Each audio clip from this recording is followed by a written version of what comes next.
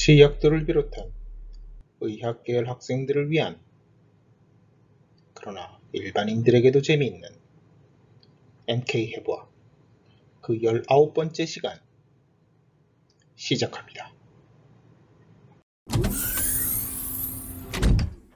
오늘은 고락 나가기 두 번째 레벨을 다룹니다.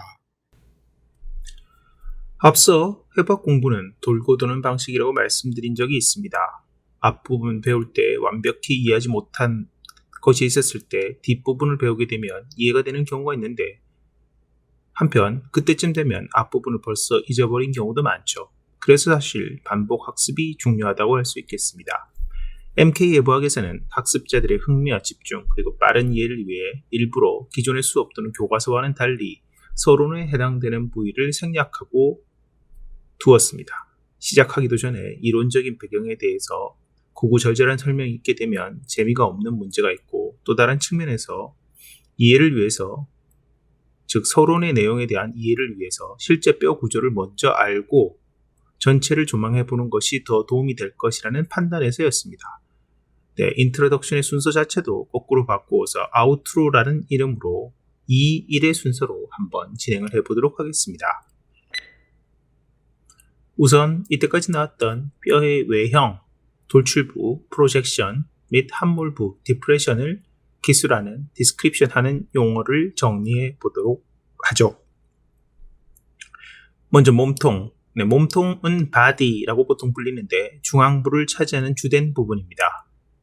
여기에 비해서 헤드, 머리라고 하면 뼈의 끝이 둥글게 비대한 부분을 가리키고요. 헤드의 보통 아래쪽에 얘는 넥, 목이라고 하는 것이 있죠. 목과 같이 다른 부위보다 좁게 되어 있는 부위를 가리킵니다. 이 세 가지는 헤드를 가지고 있는 롱본인 휴머러스나 피머 등에서 주로 기술이 된 적이 있다는 것이 기억이 나실 겁니다. 롱본에서는 바디가 쉐프트라는 명칭으로 바꾸어서 불러도 되죠. 넥의 경우 휴메러스에서는 서지컬 넥과 애나토미컬 넥의 두 가지가 있었다는 것도 기억나실 겁니다. 서지컬 넥의 경우에는 실제로 프랙처가 자주 빈발하는 곳이 되죠. 사실은 바디, 헤드, 넥이라는 것이 꼭 롱본에서만 사용되는 것은 아닙니다. 아마도 최근 배우신 타살본 중에 하나인 텔루스에서도 헤드, 넥, 바디가 있었는데 어떠신지요? 또한 헤드 맨디블이 기억나신다면 아마도 1학기 때 헤드, 넥, 애나토미를 열심히 공부하신 분이 될 텐데, 맨디블은 크게 바디와 레이머스로 구분이 되었었습니다. 그리고 스페노이드 본에도 바디가 있었었죠. 네 번째 꼭대기, 꼭지라고 하는 에이펙스입니다. 이것은 뼈의 꼭대기를 가리키고요. 이에 반해 반대가 되는 상하는 개념은 바닥, 베이스가 되겠습니다. 뼈의 아랫면에 가까운 넓은 부위를 가리키죠. 헤드넥에서 배우셨던 페트로스 파트 오브 템포럴 본, 템포럴 본의 페트로스 파트에는 에이펙스와 베이스가 있었는데요. 베이스는 마스토이드 파트와 스퀘머스 파트의 인터널 서피스가 합쳐진 부위였고요. 에이펙스는 스페노이드 본의 그레이터 윙과 아시피탈 본의 베젤라 파트 사이에 있었던 부위로서 인터널 오프닝 오브 카로티드 커넬, 즉 카로티드 커넬의 인터널 오프닝이 있었던 곳이고, 포레임은 레스룸의 파스테로 레터럴 바운더리가 되는 구조였었습니다. 꼭 뼈의 구조가 아니더라도 예를 들어서 피라미드 형태로 생긴 오빗 같은 경우에서도 에이펙스와 베이스가 있었죠. 한편 대략 삼각형 형태의 세사모이드 본인 파텔라에서, 우리 몸에서 가장 큰 세사모이드 본인 파텔라에서 아래쪽, 디스탈 쪽이 에이펙스라고 부르고요. 이곳에 파텔라 리가먼트가 부착합니다. 반대로 윗부분이 베이스가 되는데요. 여기에는 쿼드리셉스 페모리스의 텐던이 부착하고 있죠. 다음 칸다일, 관절 융기를 알아봅니다. 관절 융기는 뼈의 끝이 둥글게 비후해져서 주로 다른 뼈와 관절면을 이루는 부위를 말하는데요.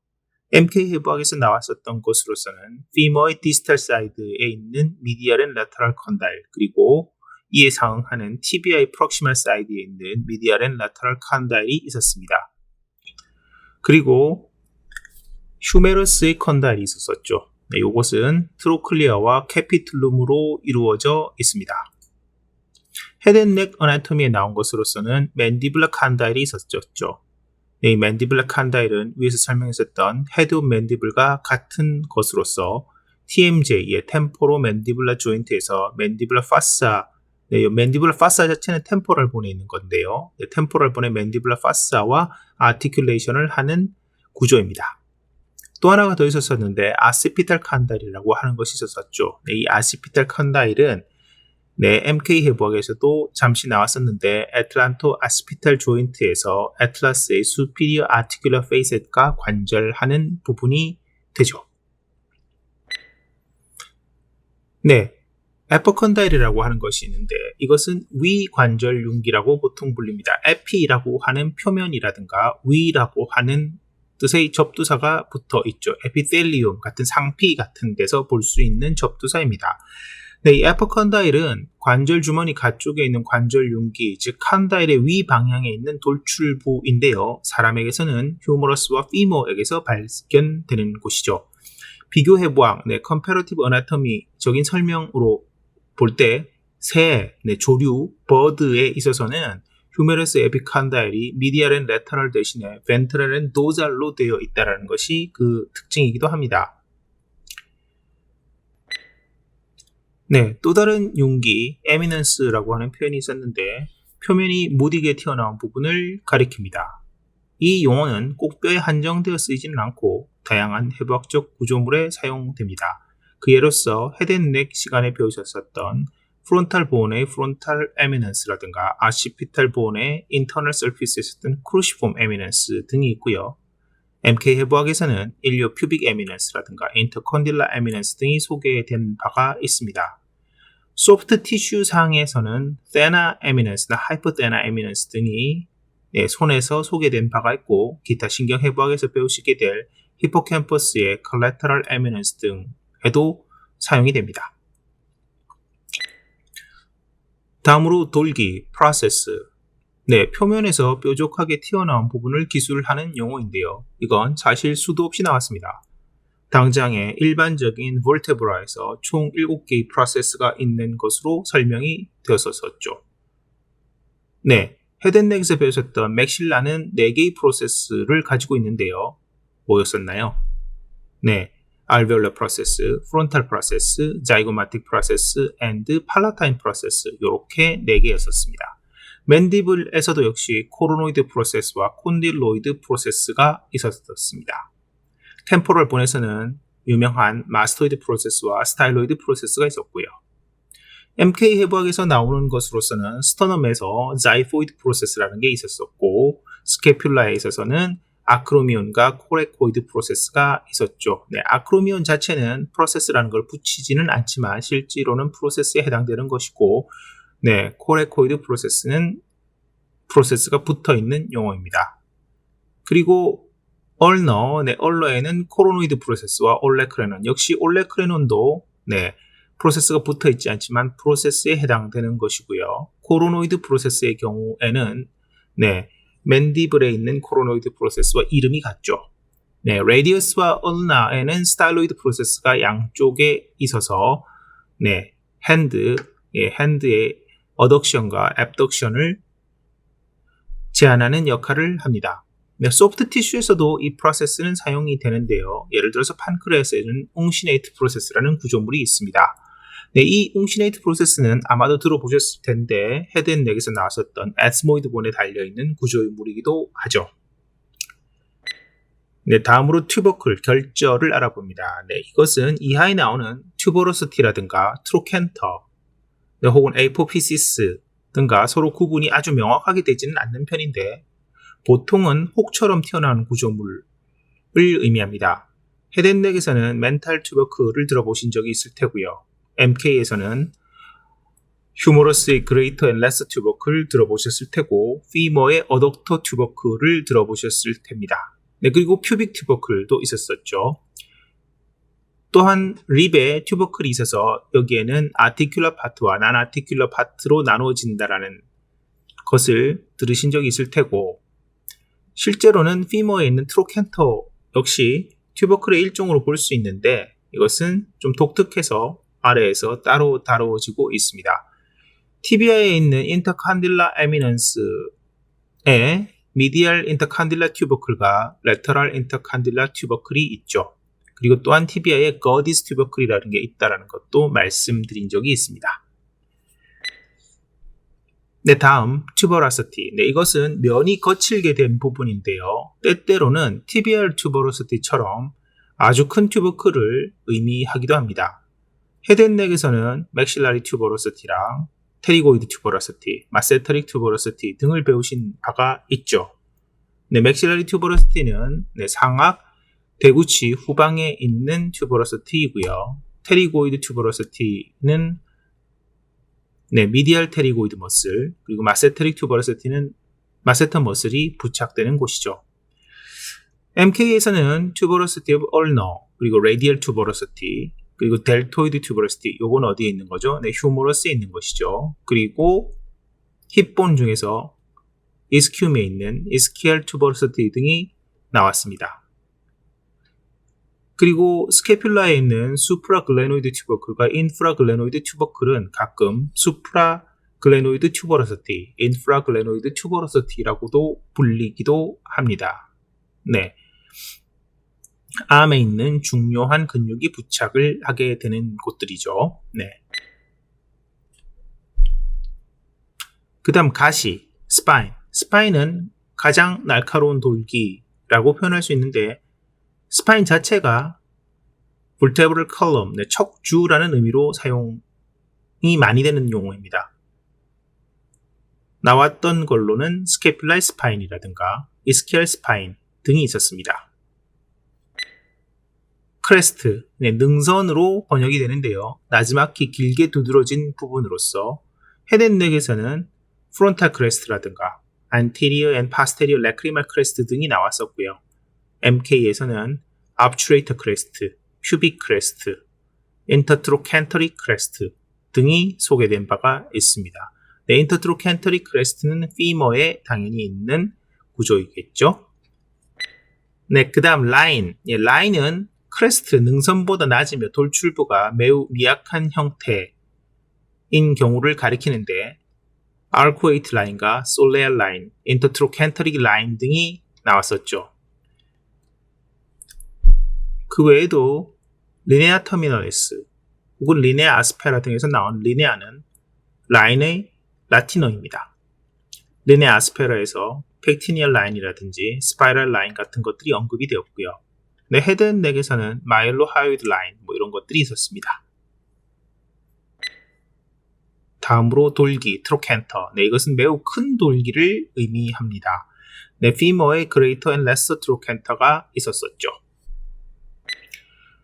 그 다음 파사, 오목으로 불리는데 이 오목하게 들어간 곳을 의미하는데 이건 역시 굉장히 많이 나온 용어이고 여러 군데에 있습니다. 일단 크레니얼 캐비티를 세 개의 파사로 나누었던 것이 기억이 나실 텐데요. 거기에 경계부도 당연히 외웠어야 되는 엔테리어, 미들, 그리고 파스테리어 크레니얼 파사가 있었었죠. 그 외에도 템포럴 파사라든가 인프라 템포럴 파사, 테리고 팔라텐 파사 등이 있었었는데 이러한 파사는 상당히 큰 것들을 의미하는 것이었고 요보다 훨씬 작은 걸로 하이포피지얼 파사라든가 맨디블라 파사, 위에서도 나왔었는데 맨디블의 헤드를 수용하는 곳이죠. 그리고 스캐포이드 파사 등은 작은 파사라고 볼 수가 있습니다. 트렁크로 넘어오게 되면 스캐퓰라에서 수프라스피너스 파사, 인프라스피너스 파사 등이 있었고 그 앞면에서는 벤트럴 사이드에서는 subscapular 파사가 있었었죠. 그리고 숄더 조인트에서 글레노이드 파사라는 게 있었는데 이건 글레노이드 캐비티라고도 불렀었죠. 그리고 알레크레논 파사나 티비아와 피모에서 인터칸딜라 파사 등이 소개된 바가 있습니다.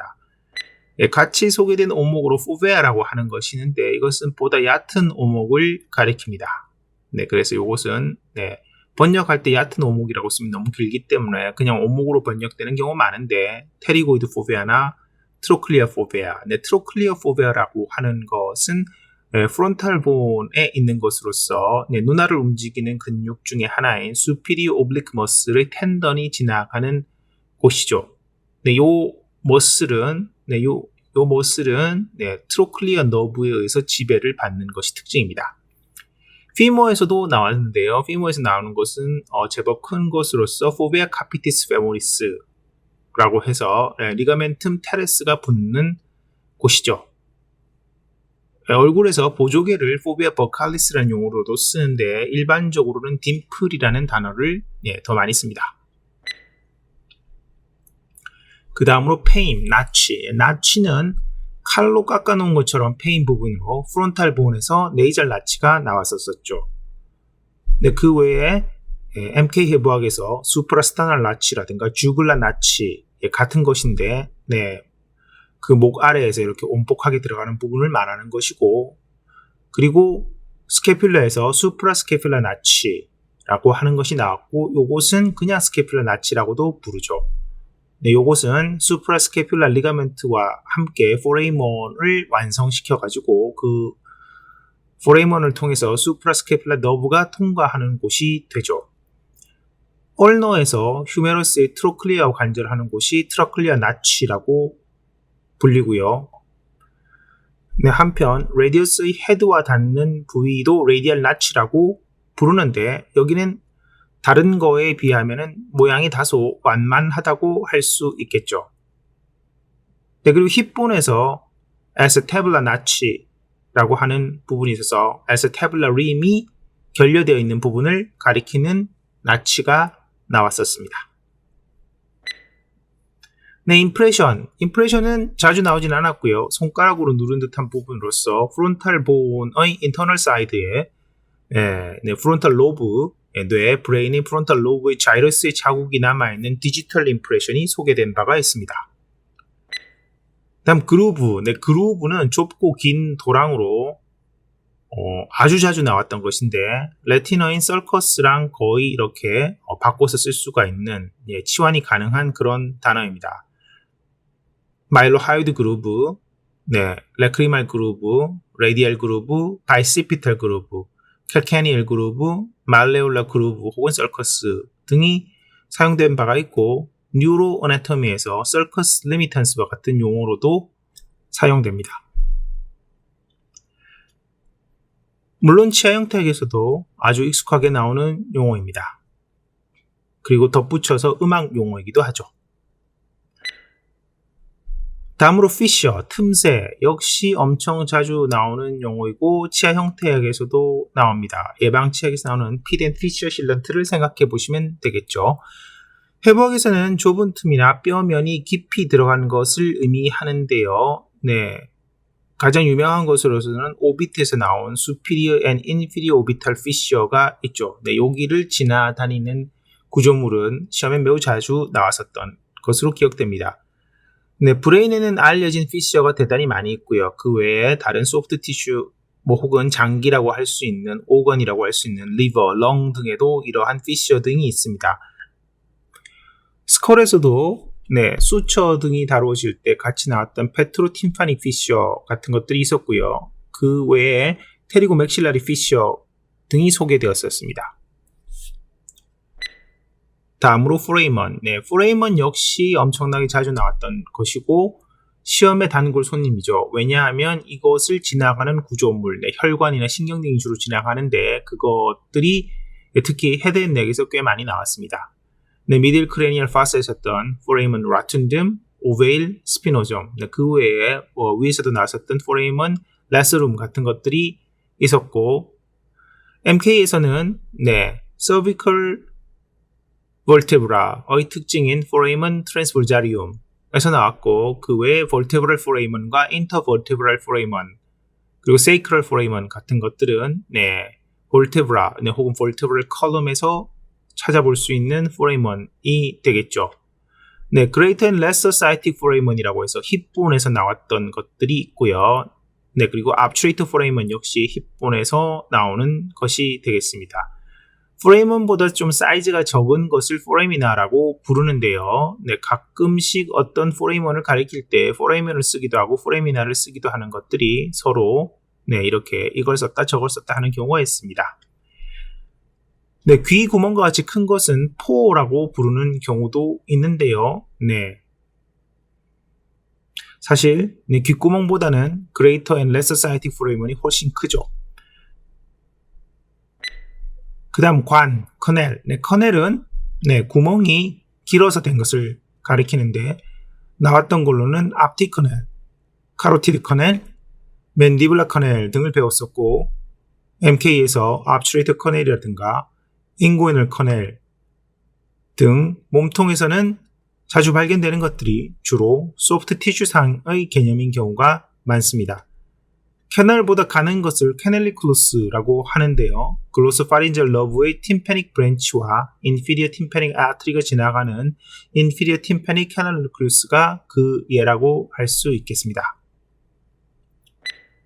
그 다음 미에이터스, 네, 길인데 관이 굵은 것을 가리키고 저희가 다루었던 것으로서는 네이잘 미에이터스, 비도, 네, 비도가 4개가 있었었죠. 네, 수피리어, 미들, 인피리어, 그리고 스페노 에스모이달 리세스 이렇게 4가지가 있었고요. 그 외에 이제 어쿠스틱 미에이터스나 유로리너리 미에이터스가 있을 수가 있습니다. 네, 그 다음 굴, 사이너스. 네, 사이너스는 네, 굴 속 같은 기관 내 빈 공간으로 앞에서 배웠던 4개의 부비동, 네, 패러나이절 사이너스, 그리고 경질막 정맥동이라고 하는 사이너스 업 두라 메이타에서 나왔습니다. 이거 외에도 MK 해부학에서 텔루스와 캘케니어스 양쪽에 있는 썰커스가 만나서 사이너스 타지라고 하는 것을 만든다는 거 말씀드린 바가 있죠. 네, 그 다음 캐버티, 네, 안 혹은 강인데 몸속의 넓은 공간을 의미합니다.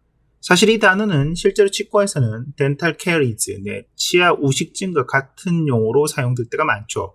해부학적으로는 바디 캐버티, 네, 예를 들어서 앱도미널 캐버티라든가 크레니얼 캐버티, 펠빅 캐버티, 오럴 캐버티, 네이절 캐버티 같은 것들을 가리킬 때 사용이 되고요. 또 보렌소켈 조인트, 네에서 사켓 부분을 가리킬 때도 씁니다. 즉 글레노이드 파사를 글레노이드 캐버티라고 부르기도 한다는 것이죠. 그리고 에서테블룸도 캐비티라고 잘 부르지는 않지만 캐비티로 볼 수 있는 구조입니다.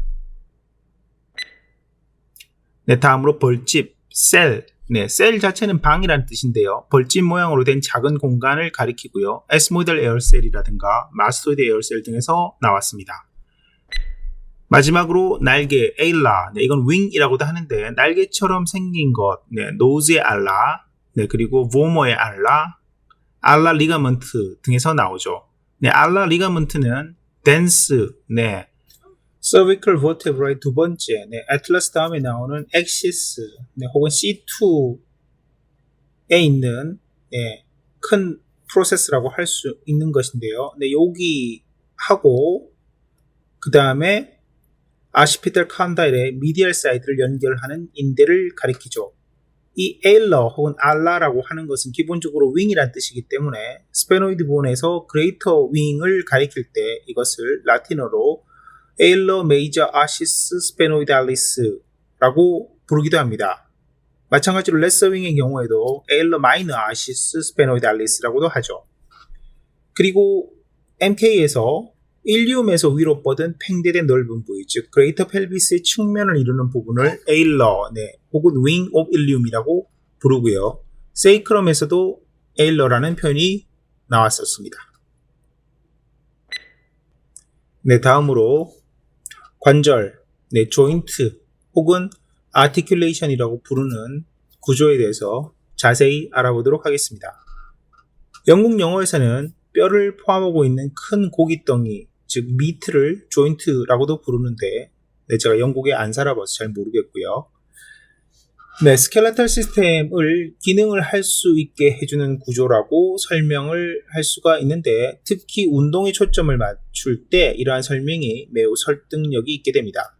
최근 배웠던 많은 관절들이 있었었는데 예를 들어서 엘보나 니, 숄더, 조인트 등에서 이들은 셀프 루브리케이팅 할 수 있고 거의 프릭션레스, 네, 마찰이 없는 상태이면서도 하중을 버티고 또한 아주 정교한 운동이 가능하다는 것을 알 수 있죠. 하지만 모든 관절이 그렇지는 않습니다.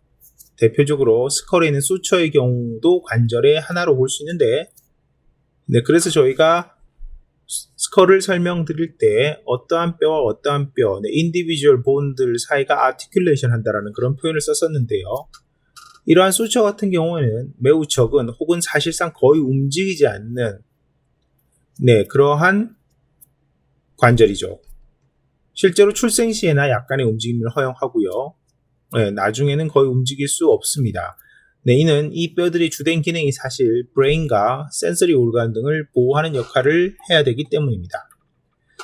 사람의 몸 속에 있는 관절수는 세사모이드 본을 포함하느냐 하지 않느냐, 그리고 어떤 연령대에서 기술하느냐, 그리고 관절의 정의 중에서 어떠한 것을 따르느냐에 따라서 조금씩 달라질 수가 있는데, 대개 성인의 세사모이드 본의 숫자에 큰 차이가 나지 않기 때문에 성인의 경우에 360개의 관절이 있다라고 보통 기술됩니다. 이 관절들을 다 아실 필요는 당연히 없고요. 한편 관절의 분류는 매우 다양한 방법으로 가능하지만 클래식한 분류로서 알아두실 만한 게 크게 두 가지가 있어서 Structural Classification, 구조적인 분류와 Functional Classification, 기능적인 분류 정도는 알아두시면 좋겠습니다. 계속해서 설명을 들어보시면 알지만 사실 이 두 가지 분류법 사이에도 겹치는 부분이 상당히 많습니다. 먼저 Structural Classification을 알아보게 되면 이것은 서로를 이어주는 바인딩 티슈의 스트럭처에 따른 분류라고 보시면 됩니다. 이 Structural Classification에는 총 4가지 종류가 있습니다. 먼저 Fibrous Joint. Fibrous Joint는 콜라겐 파이버가 풍부한 dense regular connective tissue로 연결되어 있는 것이고 이곳에는 joint cavity가 없습니다. 두 번째로 cartilaginous joint는 카틸리지에 의해서 연결되어 있는 것으로서 크게 두 가지 타입이 있는데요.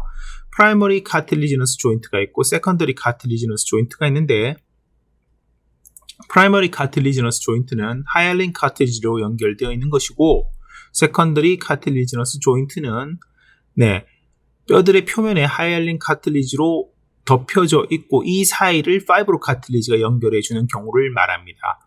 간단히 얘기하면 연결하는 스트럭처가 프라이머리의 경우에는 하이알린 카틸리지, 세컨더리의 경우에는 파이브로 카틸리지로 보시면 되죠. 그리고 세 번째가 흔히 저희가 관절이라고 많이 인식하고 있는 시노비알 조인트, 윤활 관절이 되어 있는데 이 관절은 뼈들 사이가 서로 직접적인 연결이 있는 것이 아니고 또한 시노비얼 캐버티를 가지고 있으면서 dense irregular connective tissue로 되어 있는 articular capsule에 의해서 연결되어 있으며 일반적으로 부속인대들이 딸려 있는 것을 의미합니다. fibrous joint와의 차이는 dense irregular connective tissue라는 점 기억하시고요. 마지막으로 facet joint가 있는데 이것은 자가프 피시스 혹은 자가프 피지얼 조인트 라고도 불리는데 연접한 척추뼈들이 위아래, 즉 superior and inferior articular facet로 서로 연결되어 있는 경우를 가리킵니다. 또 다른 두 번째 분류법인 functional classification, 기능적인 분류에서는 허용하는 운동의 종류와 정도에 의한 분류가 됩니다. 이때 조인트의 운동은 basic anatomic plane을 기준으로 기술이 되죠. 세 가지가 있는데요. 먼저 synaesthesis. synaesthesis는 허용하는 운동이 little or no입니다. 즉 거의 운동을 허용하지 않는 관절이 되겠고요. structural classification으로 치자면 fibrous joint에 가장 가까운데요. 스컬을 이루는 뼈들 사이의 수처가 여기에 해당됩니다. 두 번째로 amphiarthrosis라고 하는 게 있는데 amphiarthrosis는 약간의 모빌리티만을 허용하는 관절을 의미하죠. amphi라고 하면 양서류 할 때 amphibion이라고 하는 것과 같이 두 가지로 혹은 둘레의 이런 의미를 가지고 있는 접두사라고 할 수가 있죠. 대개 이 amphiarthrosis는 cartilaginous joint에 해당이 되고요. intervertebral disc가 그 좋은 예라고 할 수가 있습니다. 마지막으로 diarthrosis. diarthrosis는 synovial joint와 거의 같은 의미로 쓰이는데요. freely moveable한 joint를 의미합니다. 네, 다시 스트럭처럴 클래시피케이션으로 돌아와가지고 몇몇 관절들의 예를 들어서 설명드리도록 하죠. 네, 파이브러스 조인트에 해당되는 것에는 크게 세 가지가 있어서 수처, 신데스모시스, 곰포시스가 있습니다. 이 중에 대표적인 것이 수처이고요. 이 수처의 경우에는 이무버블 하기 때문에 시나아트로시스로 분류가 됩니다. 여기에서 두 뼈들이 샬피스 파이버에 의해서 연결이 되는데요. 어릴 때는 당연히 폰타넬이라고 하는 의미가 소프트 스팟이라고 하는 뜻인데 이런 곳이 존재했었었죠. 그죠? 그리고 인디비주얼 본 사이에 인디비주얼 스컬 본 사이에 유합, 퓨전이 일어나지 않은 상태였다가 성인이 되면서 이것이 퓨전되면서 이제 수처로 변하게 되는 것인데요. 이것이 너무 빨리 일어나게 되는 것, 즉 태어나기 전에 일어나는 증상을 크레니오시노스토시스라고 부릅니다. 수처는 그 상호 접촉면에 따라서 4가지 혹은 5가지로 분류가 되어서 플레인 수처가 있는데 이 플레인 수처는 버 타입 조인트라고 보시면 돼서 인터네이젤 수처가 그 예에 해당됩니다. 그리고 림보스 수처라고 하는 것이 있는데 이것은 서로 베벨된 면으로 접촉하게 되는 것이고요. 템포로파라이탈 수처들이 여기에 해당되는데 템포로파라이탈 수처라고 부르는 것은 실제로는 없고 이것은 스퀘머스 수처하고 파라이토마스토이드 수처 등이 여기에 해당된다라고 보면 되겠죠. 이러한 조인트를 목공이라든가 하는 관점에서 볼 때는 마이너 조인트라고 하죠. 세 번째로 신다일리시스라고 하는 게 있는데 이것은 브리들 조인트처럼 만나는 경우이고요. 치과에서 자주 보게 되는 팔라토맥셀러리 수처가 여기에 해당됩니다. 그리고 덴티큘레이트 수처라고 하는 것이 있는데 이것은 핑거 조인트라고 불리는 형태로서 람도이달 수처가 해당됩니다. 마지막 분류로서 덴티큘레이트 수처와 비슷한 것으로서 세레이트 수처라는 분류를 추가적으로 둘 수 있는데 이것은 덴티큘레이트 수처와 형태는 비슷하지만 인터라킹 리전의 형태가 스퀘어로 되어 있지 않고 세레이티드 되어 있는 형태를 의미하죠. 코로날 수처가 여기에 해당됩니다. 한편 스컬만으로 한정해 볼 때 템포로맨디블러 조인트는 유일하게 수처가 아닌 조인트가 되고요. 이 TMJ, 템포로맨디블러 조인트는 시노비얼 조인트에 해당됩니다. 파이브러스 조인트의 대부분을 해당되는 수처를 제외하고 나면 두 번째 형태로서 신데스모시스라고 하는 것이 있습니다. 이 신데스모시스의 어원 자체는 밴드라는 뜻인데요. 약간 움직일 수 있는 조인트로서 아마 MK 휴박 하지의 조인트를 다룬 17번째 시간에서 티비아와 피블라의 상호 연결에서도 나왔고 앵클 조인트에서 다룬 티비오 피블라 신데스모시스라고 해서 혹은 디스탈 티비오 피블라 조인트에 대해서 다룰 때 나왔던 기억이 아마 있을 것입니다. 티비오 피블라 신데스모시스를 다친 경우에는 하이 앵클 스프레인이라고 부르죠. 또 다른 신데스모시스의 예로는 그렇습니다. 눈치가 빠르신 분들은 이미 아시겠지만 인터아시오스 멤브레인으로 연결되어 있는 곳이 한 군데 더 있었었죠. 바로 상지에서 레디어스와 얼러 사이에 있었었는데요. 이때 생각해 볼 것은 이 신데스모시스는 파이브러스 조인트에 속하지만 시나아트로시스가 아니고 엠피아트로시스에 해당된다라는 점입니다. 마지막 세 번째 파이브러스 조인트로 있는 곰포시스. 이것은 사실 우리 치과 의사들에게는 매우 친숙한 것에 해당되는데 다른 표현으로는 덴토 알베올라 신데스모시스라고도 불리죠. 치아와 상하 뼈들, 알베올라 소켓 내에서 치아가 PDL, 페리오돈탈 리가먼트에서 연결이 되는 것을 가리키는데요. 수처를 설명드렸을 때 나왔던 샬피스 파이버가 여기 사실 치아 치조 연결에서도 등장합니다. 샬피스 파이버는 기본적으로 퍼포레이팅 파이버로서 1846년에 이를 처음 기술한 스카티시 어네토미스트인 윌리엄 샬피의 이름을 딴 명칭이죠. 샬피스 파이버는 주로 타입 1 콜라겐 파이버의 번들로 이루어진 커넥티브 티슈 매트릭스를 의미하게 되고요. 페리오스티움과 본 사이를 연결해 주고 있는 파이버들입니다.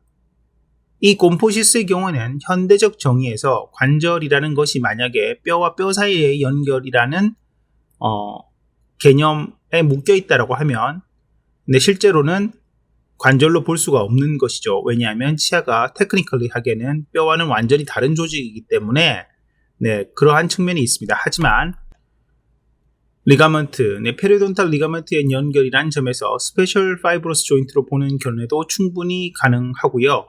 한편 펑셔널 클래시피케이션을 볼 때에는 신 아르트로시스로 분류를 하게 됩니다.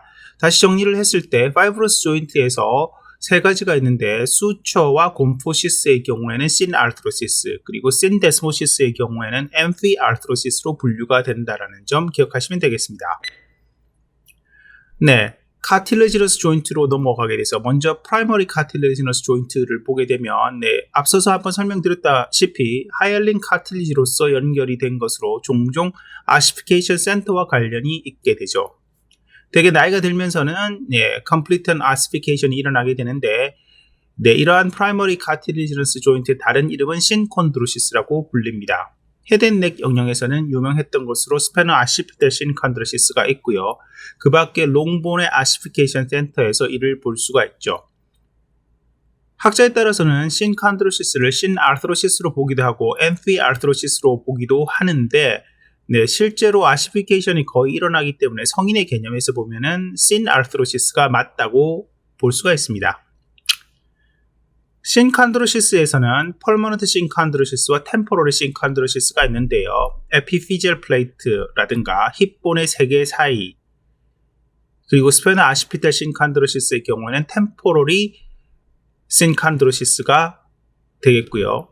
다른 말로 하면 이것은 나중에 아시피케이션이 풀리하게 이루어지기 때문에 신아르트로시스에 해당되는 것들이 되겠죠.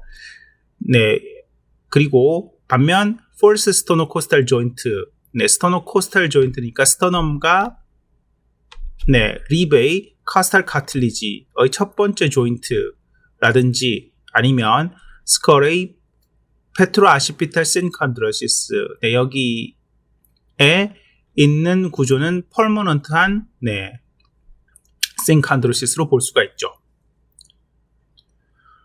한편 파이브로 카틸리지로 연결이 되는 세컨더리 카틸리지너스 조인트는 심피시스라고 불립니다. 위에서 설명한 대로 하이얼린 카틸리지로 덮인 양측 뼈의 관절면 사이에 두터운 파이브로 카틸리지가 연결을 하고 있는 형태입니다. 인체에서는 스터넘의 마누브리오 스터날 조인트라든가 인터볼티브럴 디스크, 그리고 퓨빅 심피시스 등이 그 예에 해당됩니다. 사실 아간면 영역에서 사용되고 있는 심피시스라고 하는 용어가 있죠. 맨디블라 심피시스 혹은 심피시스 멘타이라고 부르는 용어가 있는데 이것은 조직 구성면으로 보면 잘못 기술된 이름이라고 할 수가 있습니다. 그러나 오랫동안 그렇게 써왔기 때문에 지금도 그대로 쓰고 있습니다. 심피시스는 신콘드로시스와는 달리 항상 퍼머넌트하죠. 그리고 엠피 아르트로시스로 볼 수가 있습니다. 가끔 특정 관절의 예를 들어서 마누브리오 스터널 조인트에서는 이것을 신아르트로시스로 표현하는 교과서들도 있긴 한데 일단 일반적으로 심피시스는 엠피 아르트로시스로 보시는 것이 옳습니다. 마지막으로 시노비얼 조인트. 시노비얼 조인트는 윤활 관절로 되는데요. 이 시노비얼 조인트에는 하부 분류로서 대략 한 6가지 정도, 혹은 콤비네이션까지 포함해서 좀 더 많은 분류를 제시하는 학자들도 있지만, 여기에 대해서 잠깐 알아보도록 하겠습니다. 하지만 실제적으로 이 분류에는 약간의 논란이라든가 학자들 간의 의견 불일치가 있다고 아시는 것이 필요합니다. 첫 번째 절구, 공이관절, 스페로이달 조인트 혹은 볼앤소켓 조인트라고 부르는 것인데 대표적인 것은 어깨관절, 숄더 조인트나 엉덩관절, 힙 조인트에서 볼 수가 있습니다. 한 면은 공의 모양이고 대응되는 다른 한 면은 공이 들어맞을 수 있는 절구 모양으로 되어 있는 관절인데 운동척이 여러 개이다 보니까 운동 범위가 넓고 자유로운 무축 관절, 멀티 액시얼 조인트에 해당됩니다.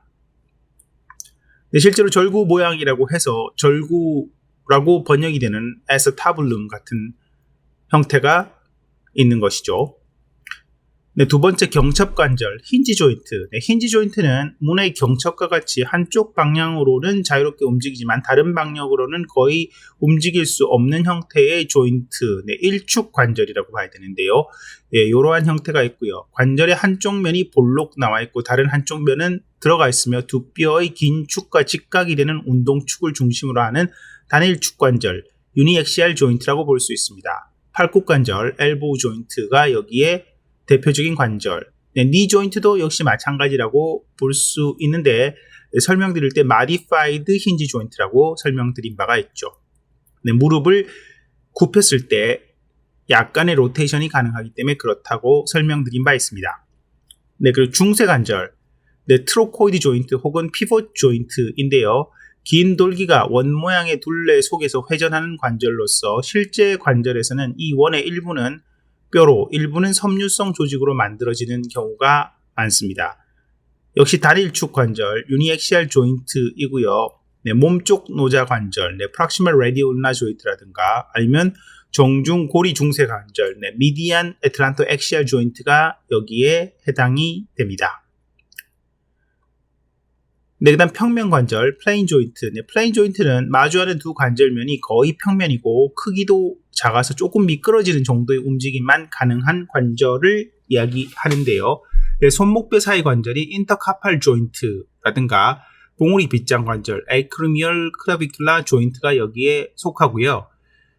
이 관절의 경우는 축이 없는 관절, 난엑시얼 조인트에 해당이 되는데 학자에 따라서는 혹은 특정 관절에 따라서는 두축 관절, 바이엑시얼 조인트로 보는 경우도 가끔 있습니다.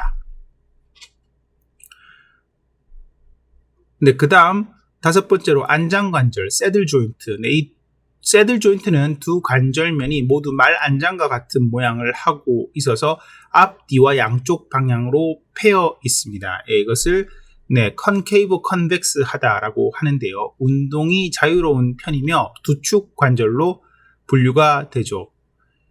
그 예로서 손목뼈의 큰 마른 뼈 트라페지움과 엄지손가락의 제1손 허리뼈 메타칼팔 본사의 관절을 들 수가 있습니다.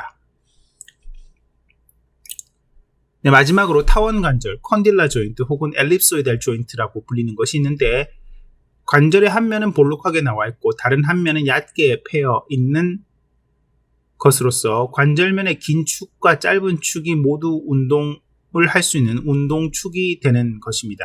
따라서 굽힘과 펴 이외에 벌림과 모음 운동이 가능하죠. 그 예로서 손목 관절, 라디오칼팔 조인트라든가 손, 허리, 손가락 관절, 메타칼포 팔린지얼 조인트를 들 수가 있습니다. 네, 여기까지 두 번째 아우트로를 19번째 MK 해부학으로 진행해 보았습니다. 수고 많이 하셨습니다.